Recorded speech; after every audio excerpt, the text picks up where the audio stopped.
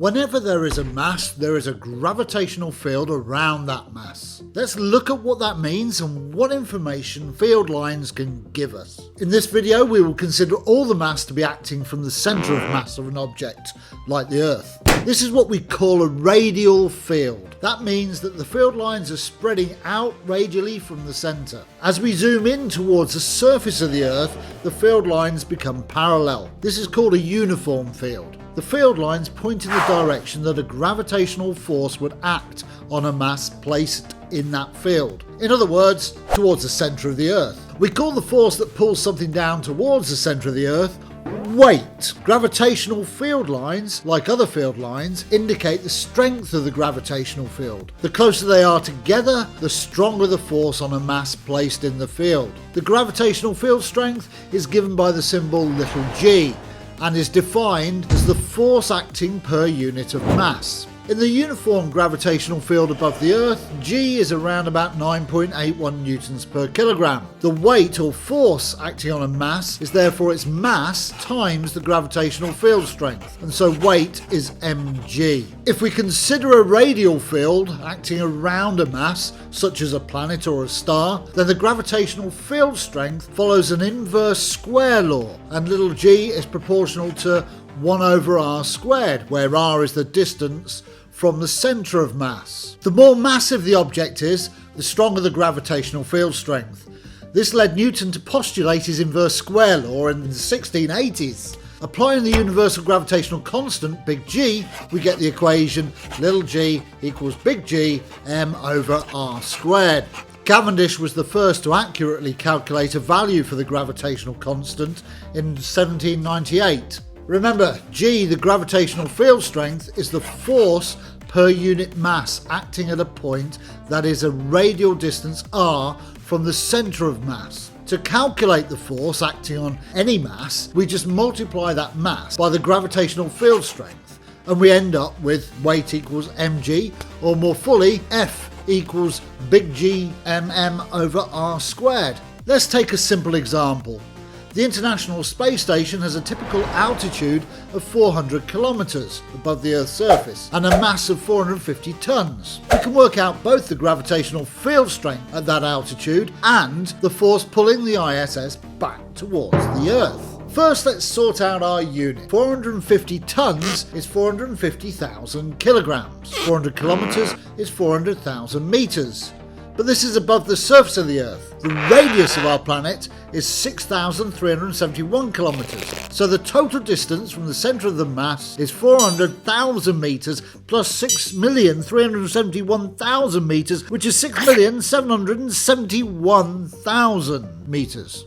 If we put these numbers into the force equation, we get F equals G times 5.972 times 10 to the 24, which is the mass of the Earth, times 450,000 divided by 6,771,000 squared. That equals 39 million Newton. That is a lot of weight pulling it down.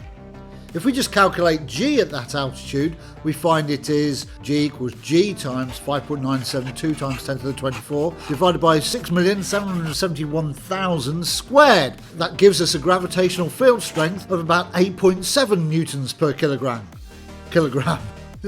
Hang about, the gravitational field strength on the surface of the Earth is 9.8 newtons per kilogram. This doesn't seem to make sense, with the astronauts being weightless and all. To understand this discrepancy, we need to know a bit about orbits, which is really outside the scope of this video. It is suffice for now to say that the International Space Station only maintains its altitude because of its orbital speed, and if it could magically stop and stay in the same position, then the astronauts would have only slightly less weight than they would have on Earth. The fact is that the space station and astronauts are actually falling towards the Earth, and it is that falling that causes the sensation of being weightless. They aren't actually weightless. I'll come back to orbits in another video. Let's take a look at energy. In a uniform gravitational field, you may know that the change in gravitational potential energy of a falling object is equal to the weight of the object times the distance the object falls. In other words, the energy is mgh. More generally, we like to consider gravitational potential and then use that to work out the specific energy or work required to move an object. The gravitational potential is defined as the energy needed, or the work needed to be done, per unit of mass to bring that mass from a point of zero potential,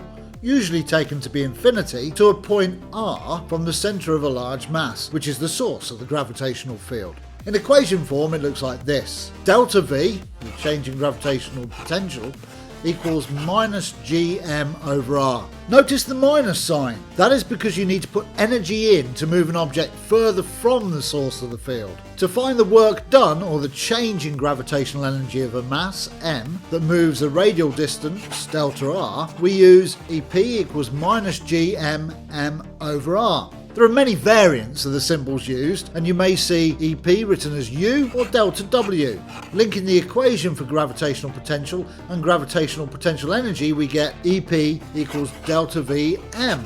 If we were to plot a graph of gravitational potential against distance, it would look something like this, keeping it simple and assuming that the Earth was a uniform sphere. Let's look at the International Space Station again and consider the work done in moving the 450 tons into orbit, admittedly in a simplified way. Taking it from the surface of the Earth, it has moved 400 kilometres. So EP equals G times 5.972 times 10 to 24 times 450 times 10 to the 3 divided by 400 times 10 to the 3. And that equals 4.5 times 10 to the 14 joules. Work isn't always done moving an object in a gravitational field. There are imaginary lines of equipotential, and if you start and finish on the same line of equipotential, there is no net transfer of energy. If you want me to make more videos, then you could like, subscribe, or leave a comment below.